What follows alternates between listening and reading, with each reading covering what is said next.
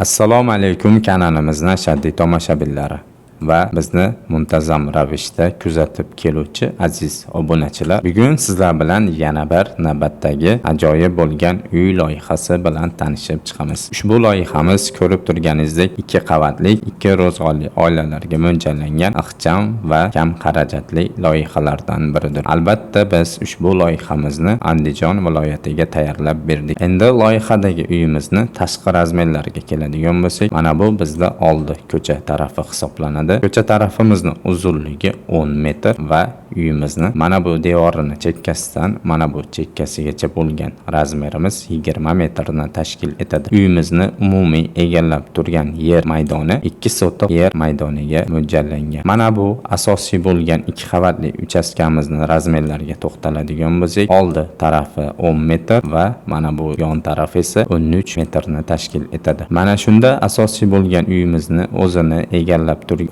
egallab turgan yer maydoni 130 kvadrat metrni tashkil etadi. Loyihadagi uyimizning xonalar soni umumiy 9 xonadan iborat bo'lib, albatta 2 ro'zg'orli oilalarga bemalol tavsiya qila olamiz. Loyihamizga qisqacha to'xtalib o'tadigan bo'lsak, ko'rib turganingizdek, asosiy uyimiz hovlimizning o'rtasiga qurilgan va mana bu yerda bitta darvozamiz, bu yerdan albatta bitta avtomobillarini sig'ishlik uchun joy qoldirib ketilgan. Garaj sifatida va garajimizning oldidan podval qismiga tushsa ham bo'ladi. Mana bu kirganimizda chap qo'l tarafda yashil maydonlari, juda bir chiroyli holatda landshaftlari ishlangan. Uyimizning orqa hovli tarafida bunaqa joy qoldirib ketilgan. Buning afzalliklari qolgan xonalarga tabiiy yorug'likni olib kirish yokida tabiiy shamollatishni qulay yaratish maqsadida va mana bu ko'rib turganingizdek chekkasida yozgi oshxonalarni joylab ketganmiz. Endi uyimizni fundament razmerlariga o'tadigan bo'lsak, loyihadagi uyimizni asosiy bo'lgan 2 qavatli uchastkani fundament ko'rinishi bu yaxlit holatda ko'rib turganingizdek. Fundamentimiz razmeriga to'xtaladigan bo'lsak, ko'rib turganingizdek 3 ta pog'ona bilan uyimizni nol sathiga ko'tarilamiz. Bizda sokil qismi qolyapti 45 sm.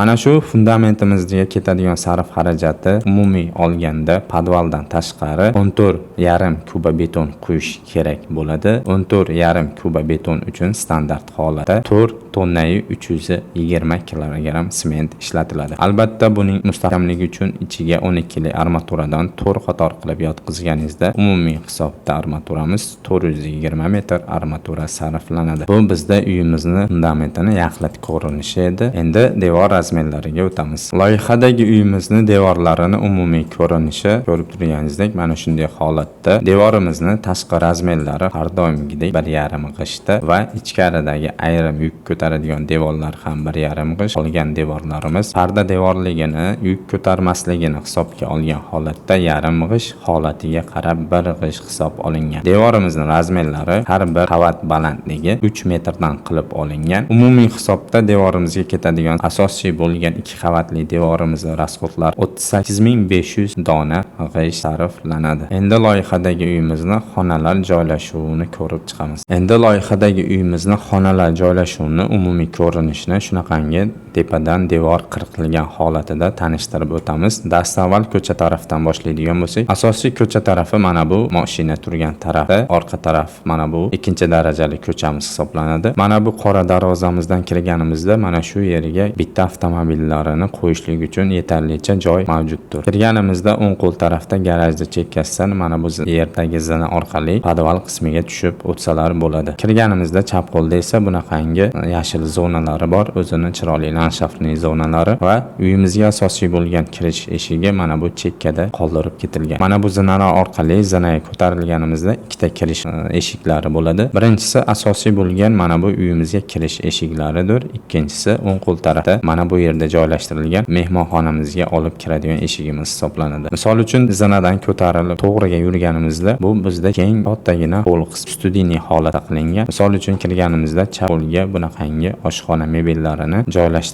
ketganmiz. mana bu tarafda esa oilaviy ovqatlanib o'tirsalar ham bo'ladi. Bu bizda keng kattagina zalimiz bo'ldi va birinchi qavatimiz uchun umumiy mana bu yerda yuvinish xonalari qoldirib ketilgan. Umumiy yuvinish xonasini har ikkala yonida xonalar mavjud. Misol uchun mana bu xonani aytib o'tadigan bo'lsak, bu ko'rib turganingizdek kattalar yotoqxonasi hisoblanadi. Bu kattalar yotoqxonasini derazalari ichkari hovli tarafga qaratib o'tilgan. Mana bu yonidagi esa bu bizda mehmonxona hisoblanadi. Mehmonxonamizning eshigi ikkita qilib olingan. Bitta asosiy tashqaridan kiradigan mana bu eshigimiz va oshxonada ovqat pishirilganda ovqatni olib kirish qulay bo'lishligi uchun mana bu yerga mehmonxonamiz uchun eshik qoldirib ketganmiz. Ikkinchi qavatga ko'tariladigan zinamiz uchun esa mana bu yerda ko'rib turganingizdek joy qoldirib ketganmiz. Bu bizda ikkinchi qavatga olib chiqadigan zinamiz hisoblanadi. Zinamizni orqasidagi panoramik eshikdan orqa hovli tarafga o'tsa bo'ladi. Orqa hovli tarafimizda ko'rib turganingizdek kichkinagina oshxonamiz, yozgi oshxonamizni joylashtirib ketganmiz. Albatta bu yerga maksimal darajada yondashganmizki, bemalol ovqat pishirsa ham bo'ladi yoki qanaqadir oilaviy bazmlarda mangallari bor, shashlik pishirsalar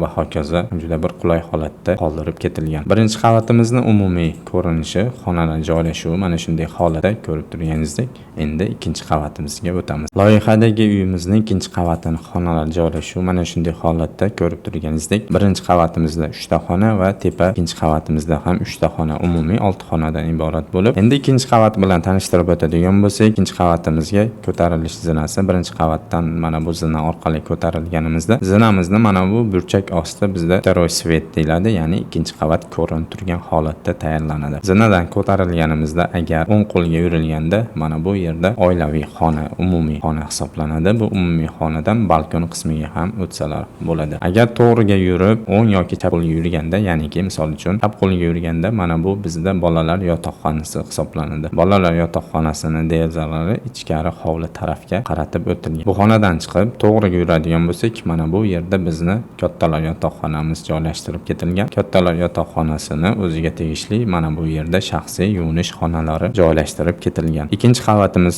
uchun ham umumiy yuvinish xonasi qoldirib ketilgan. U esa zinamizdan ko'tarilib to'g'riga yurganimizda mana bu to'g'ridagi kichkina 4 kvadratli joyimiz bizda ikkinchi qavat uchun umumiy yuvinish xonalari hisoblanadi. Mana bu kattalar yotoqxonasini derazalari ichkari hovli tarafga, ya'ni ko'cha tarafga qaratib o'tilgan. Xonalar joylashuvini umumiy mana bunday holatda ko'rishingiz ham mumkin. Ko'rib turganingizdek, mana shunday holatda joylashtirib ketilgan. Zinamizni mana bu joyi esa bunaqangi avvalgi holatda chiroyli qilib bukilgan. Zinamizni mana bu ochiq joyi второй svet deyiladi va bizda mana bu umumiy o'tiriladigan xonamiz, bu esa balkon qismi. Umumiy xonadan balkon qismiga o'tsalar bo'laveradi. Va albatta yana bir bu loyihani plus taraflaridan biri mana bu yerga matviy holatdagi plastmassali oynalar bor. Shunaqa quyosh nurini maksimal darajada o'tkazadigan bunaqangi oynalar stikli qo'yiladi. Nimagaki buni sababi hovli qismi qorong'i bo'lib ketmasligini hisobga olgan holatda. Maksimal joydan kelib chiqib shunaqangi chiroyli planirovka, shunaqangi chiroyli loyiha tayyorlab berdik. Albatta siz va yaqinlaringizga shunaqangi professional arxitektura va dizayn xizmatlari kerak bo'ladigan bo'lsa, pastdagi nomerlarga aloqaga chiqishingiz mumkin.